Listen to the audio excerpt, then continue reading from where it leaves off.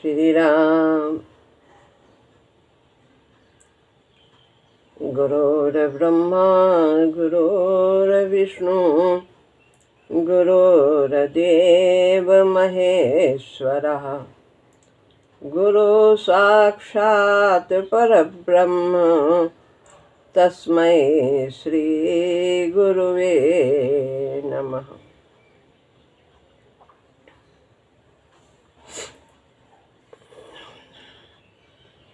श्रीमद् भगवद गीता अध्याय 4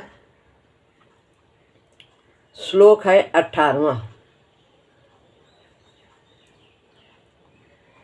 कर्मण्य कर्म यः पश्येत् अकर्मणि च कर्म यः सा बुद्धिमान् मनुष्येषु सा युक्तः कृष्ण कर्म कृत।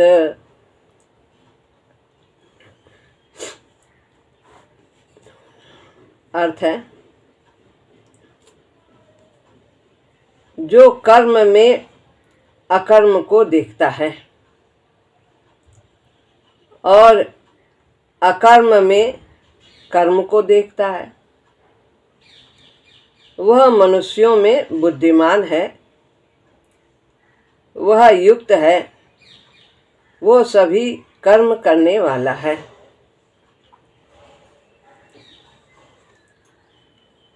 जो कर्म में अकर्म देखता है। कर्म क्या है? जो कुछ हम सब कार्य करते हैं, कैसा भी कार्य, क्या वो कर्म है? नहीं। कर्म निर्धारित कर्म ही कर्म है, शास्त्र निहित कर्म ही कर्म है, यज्ञ ही कर्म है। यज्ञ का अर्थ है परमात्मा के लिए किया हुआ कार्य। उस भाव से हम जब अपने निर्धारित कर्म को करते हैं। कर्म भजन है, कर्म आराधना है, जिसका परिणाम परमात्मा की प्राप्ति है। तो जो ऐसा समझता है कि आराधना करता हुआ यानी कर्तव्य करता हुआ जो भी आराधना हो रही, भजन हो रही, सेवा हो रहे हैं, वो सब गुणों के द्वारा प्रेरित किया हुआ कार्य है। जैसे हमारे गुण हैं, गुण गुण में बरत रहे हैं। ये गुण ही व्यक्ति को, साधक को कार्य में प्रेरित कर रहे हैं। अथवा ऐसा सोचे कि सभी कार्य इष्ट के द्वारा हो रहा है। इस प्रकार जो देखता है और धारावाहिक उसके सभी कर्म इसी प्रकार से होते चले जाते हैं, तो उसमें कर्म करते हुए अकर्म की योग्यता आ जाती है। जैसे कि हल किसान जिससे जोताई करता है, उसका भार बैलों पर होता है, लेकिन जो खेत की जुताई है वो हलवाहे यानी किसान की देन है। तो इस प्रकार से खेती वो करता है। यदि किसान ना हो तो क्या हल चल पाएगा? इसी तरह साधक करना तो सब कुछ साधक को ही है। जिम्मेदारी, देनदारी उसी की है, करना उसे है, लेकिन उसे यह सोचना चाहिए कि उसे प्रेरित करने वाला उसका इष्ट है, उसे संचालित करने वाला उसका इष्ट है, उसकी शक्ति से ही सब कार्य हो रहे हैं। तो इस प्रकार से करता हुआ व्यक्ति कर्म करता हुआ अकर्म करने के योग्य हो जाता है, उसमें यह योग्यता आ जाती है और अपने सभी निर्धारित कर्मों को वो यज्ञ स्वरूप ही करता है। तो यहाँ पर कर्म की बात बताई है। कर्म है क्या? तो कर्म में अकर्म देखता है, जिसमें इस तरह की योग्यता आ जाती है, जो गुणों के द्वारा कार्य हो रहा है या इष्ट के द्वारा कार्य हो रहा है। करने वाला तो एक यंत्र हूँ मैं, और जो प्रभु के द्वारा संचालित हो रहा है। जो ज्ञान योगी है वो इस प्रकार से सोचता है, गुणों के द्वारा हो रहा है। जो भक्त है वो परमात्मा के द्वारा हो रहा है। ऐसा व्यक्ति युक्त हो जाता है, योगी हो जाता है। वही व्यक्ति बुद्धिमान है, वही मनुष्यों में बुद्धिमान है। कौन बुद्धिमान है? जिसमें यह योग्यता आ जाती है।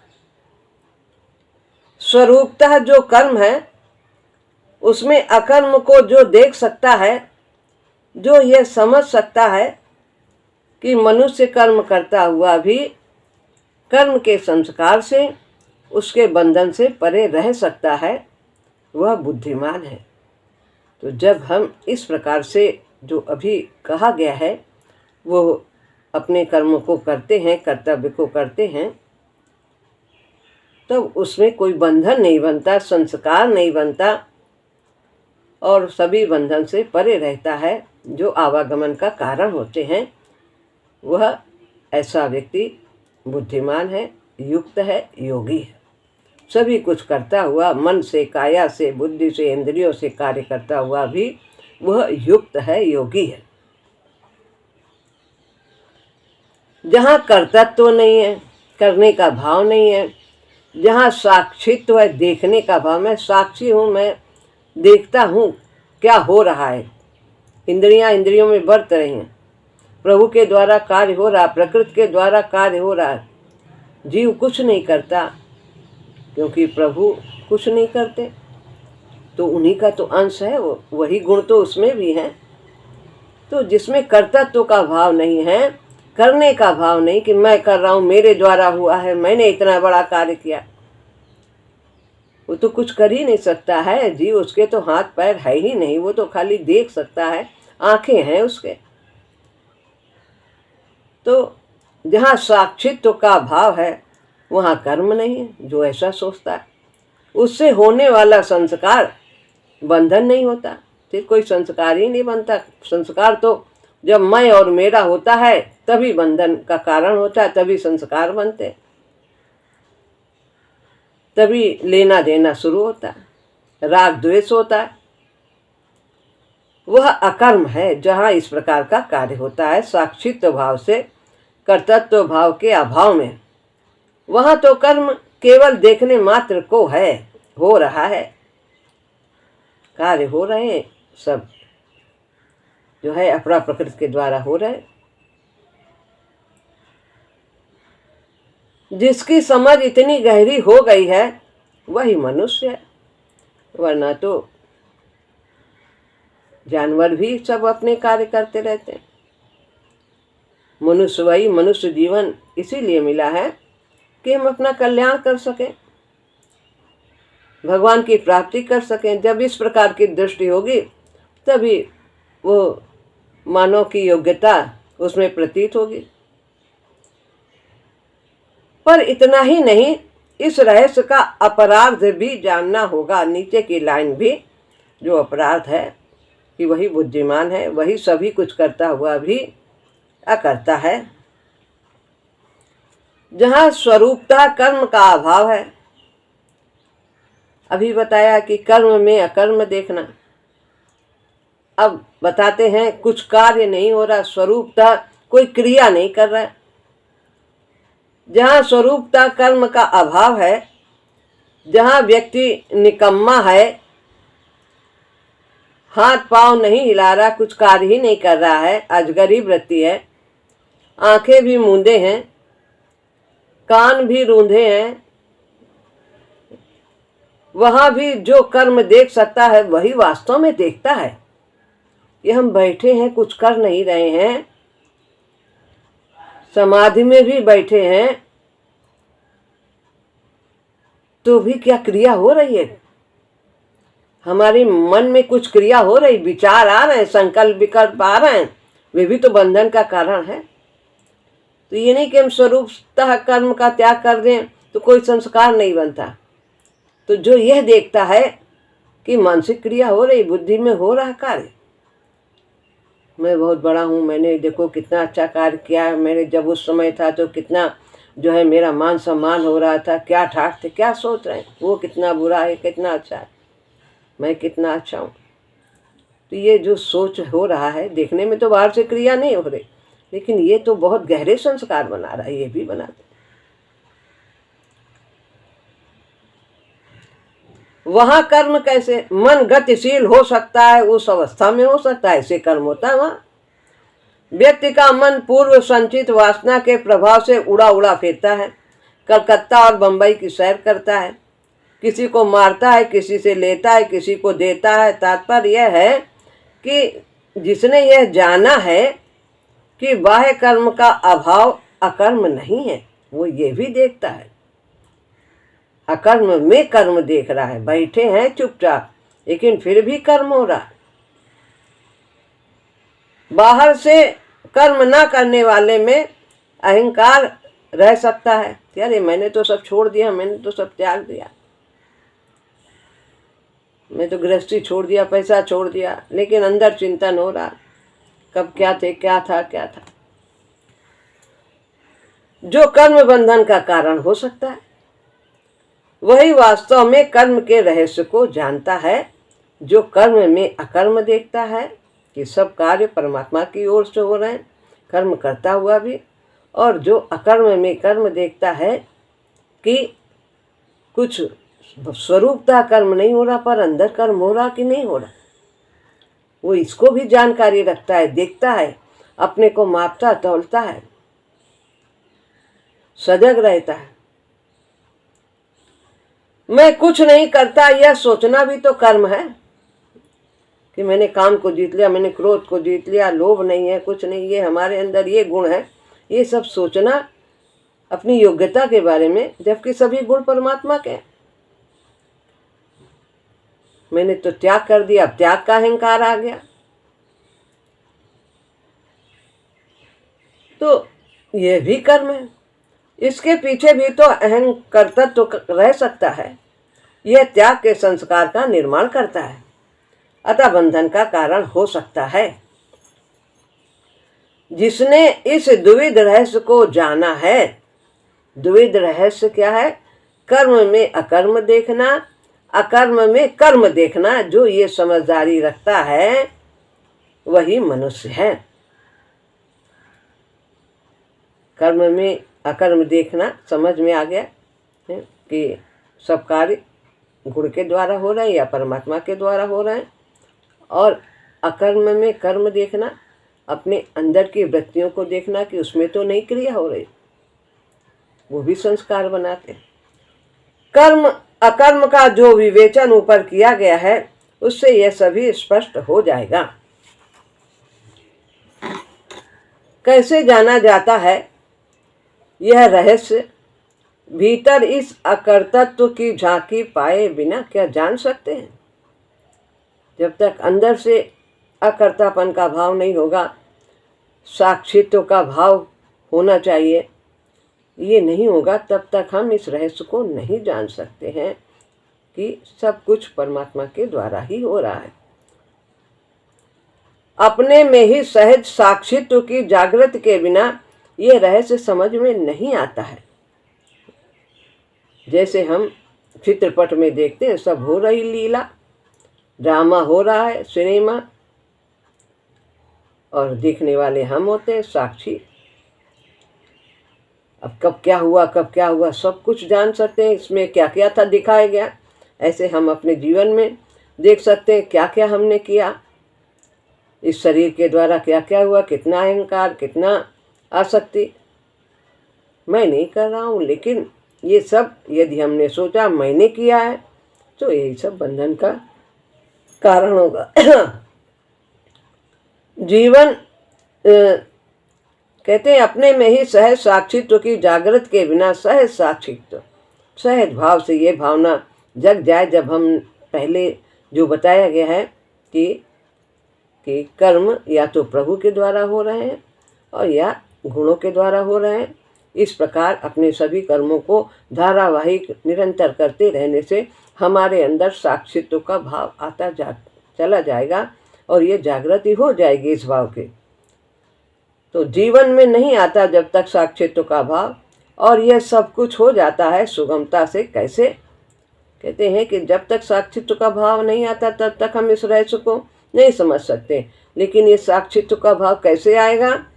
ये प्रभु के चरणों के समीप होने से, कि सब कुछ प्रभु की लीला है, उसी के द्वारा हो रहा है, उसी का चिंतन करना, सब उसी का, जितनी भी शक्तियां हैं वो सब उसी की शक्तियां हैं, योग्यता भी उसी की है, गुण भी उसी के हैं।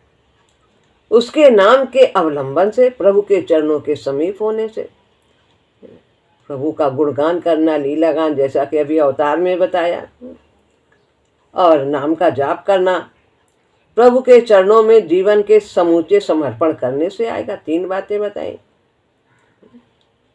कि प्रभु के चरणों के समीप होने से, सदैव सुहागी बने रहना, उन्हीं का चिंतन करना, उन्हीं का आश्रय लेना, उन्हीं का एक सहारा, फिर उनके नाम का गुणगान करना, चिंतन करना, सदैव जप करना और अपना सब कुछ समर्पण करना। हमारा कुछ है ही नहीं, सब कुछ आपका है, तेरी देन तुझको अर्पण। गंगा जी का पानी उसी में से लेते हैं, उन्हीं को चढ़ाते हैं। ऐसे ही ये जो कुछ सब साधन है आपके हैं और आपकी ही सेवा में समर्पित है। तन भी आपकी सेवा में समर्पित, सब कुछ, तन मन धन सब कुछ आपका, ये जन भी आपके हैं। यही तो गीतोक्त तो उपाय है, गीता का यही उपाय है कल्याण की प्राप्ति के लिए। क्योंकि कल्याण की बात अर्जुन ने कही तो कल्याण की ही बात पूरे गीता में कही गई। कहीं युद्ध में जीतने हारने की बात नहीं है, अंदर की जीत और हार है, आसुरी संपदा और दैवी संपदा की जीत और हार। ऐसा मनुष्य बुद्धिमान है, समझदार है। एक होती है जानकारी और दूसरी है समझदारी। तो समझदारी बड़ी है, जानकारी, जान तो बहुत लिया है ये ऐसा होना चाहिए, लेकिन वो व्यवहार में नहीं आया। जानकारी तो बाह्य अथवा भीतर के जगत का परिचय मात्र होता है, क्या है संसार और हम कैसे हैं, हमें क्या करना चाहिए। समझदारी विवेक बुद्धि होती है जो कर्म में कौशल के रूप में प्रकट होती है। योगा कर्मसु कौशलम, योग ही कर्म की कुशलता है। बहुत अच्छे से कार्य किया और योग नहीं है, भगवान से जुड़ करके नहीं किया, वो कुशल कार्य नहीं है। छोटा सा भी कार्य किया तो वह प्रभु से युक्त होकर के जब किया जाता है तो यही कार्य की कुशलता है। यही कार्य हमें प्रभु से मिलाने वाला हो जाता है, अन्यथा वो बंधन में बांधने वाला होगा कि मैंने कितना बढ़िया किया, मैं कितना बड़ा हूँ, मैंने बहुत बहुत किया और अपने को बांध लिया। तो जरूरत पड़े बड़ा भी करें छोटा भी करें, जैसा प्रभु करवाना चाहे करवा ले, लेकिन सब उसी के द्वारा हो रहा। बुद्धिमत्ता समझने का सामर्थ्य होती है, वो जानकारी पर आश्रित नहीं होती है। अपढ़ भी समझदार हो सकते हैं, सुपठित भी मूर्ख हो सकते हैं। कितने ने, सबने भगवान की बहुत ऐसे हैं जिन्होंने मस कागज छुए नहीं, कलम गही नहीं हाथ, तो इतना बड़ा बड़ा ग्रंथ लिख दिया। तो ये कैसे? प्रभु को जानना ही वास्तव में सबसे बड़ा ज्ञान है। तो इसलिए यहाँ कहते हैं अपढ़ भी समझदार हो सकते हैं। बहुत भाषाओं का ज्ञान कर लिया, कुछ नहीं जानते और अहंकार लेके बैठ गए, तो वो समझदारी नहीं है। समझदारी हमारी वास्तव में यही है कि हम परमात्मा को जानें और अपने कर्तव्य कर्मों को, जो निर्धारित कर्तव्य कर्म हैं, उन्हें समुचित मनोवृत्ति से करें। वो बुद्धिमान है क्योंकि उसने कर्म में कौशल लाभ किया है, कर्म की फांस से छुट्टी पाई है। उसका रहस्य जानकर, कर्म और अकर्म का रहस्य जान करके उसने बंधन से अपने को मुक्त कर लिया है। वही बुद्धिमान है, और वह युक्त है, योग युक्त है, योगी है। सब वही बातें हैं कि जुड़ा हुआ है, योग से जुड़ा हुआ है, परमात्मा से जुड़ा हुआ है। योग का अर्थ है प्रभु से जुड़ना। जिसने रास्ते को जाना है और उस पर चलता है, जिसने रास्ते को पा लिया है, वह युक्त है, जुड़ गया है उसका तार मालिक से। जब हम चलेंगे तभी तो आगे बढ़ेंगे, तभी तो उसे पाएंगे। गंतव्य में चलना तो पड़ेगा, आरंभ तो करना है, और बढ़ते रहें, एक न एक दिन मंजिल अवश्य मिलेगी। यदि कसर है तो समय की ही, चलना आरंभ कर दिया। यह युक्तः शब्द हमें गीता में बार बार मिलता है इसी अर्थ में। सभी साधक जो चल रहे हैं इस रास्ते पर, वो सब युक्त हैं, चलना आरंभ किया, प्रभु से जुड़े हुए हैं। और वैसा मनुष्य कृत्न कर्म है, समूचे कर्म का करने वाला है। सब कुछ करने वाला वही है। सब कुछ करने वाला तो वास्तव में प्रभु है, जैसा कि हल का उदाहरण दिया, पर करना तो साधक को ही है, उसका यंत्र समझकर अपने को। करण करावन आपे नाथ, और गीता का 18वां अध्याय श्लोक 61 यही कहता है कि ईश्वरः सर्वभूतानां हृदय अर्जुन तिष्ठति भ्राम्यन् सर्वभूतानि यंत्रारूढ़ानि मायया। सभी को परमात्मा उसके हृदय प्रदेश में बैठ करके यंत्र की भांति संचालित कर रहे हैं।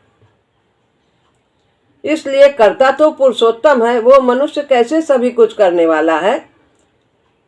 प्रश्न आता है। यह कर्म अकर्म रहस्य जाना जाता है वास्तव में उस पुरुषोत्तम भाव से एक होकर के। ये हम तभी जान सकते हैं, जैसा कि पहले बताया है कि प्रभु के चरणों में समीप होने से, उनके नाम का अवलंबन होने से, सब कुछ उसके चरणों में समर्पित करने से, ऐसे ही उससे एक हुआ जाता है। इन तीनों बातों के द्वारा एक भी यदि हम कर लेते हैं, सब स्वतः ही होता चला जाता है।